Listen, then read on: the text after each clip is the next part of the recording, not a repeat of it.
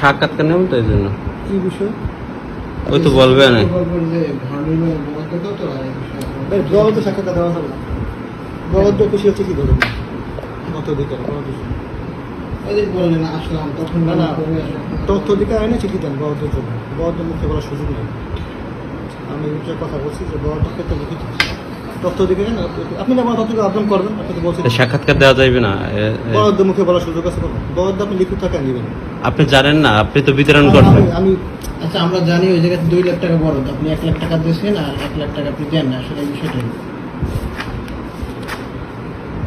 এরকম কোনো ই নেই। আমরা ঠিকাদারের মাধ্যমে সঠিক জায়গায় বাস্তবায়ন করছি। ঠিকাদারের মাধ্যমে কৃষকের নগদ টাকা দেওয়ার সুযোগ নেই। কৃষকটা তো বলছে আপনার 1 লাখ টাকার মালামাল কিনে দিয়েছেন এবং কাউরে শুধু টাকা দিয়েছেন। কৃষক হয়তো বলতে পারে না, আমরা কৃষক কোনো আমরা নগদ টাকা দিইনি, আমরা থার্ড পার্টির মাধ্যমে।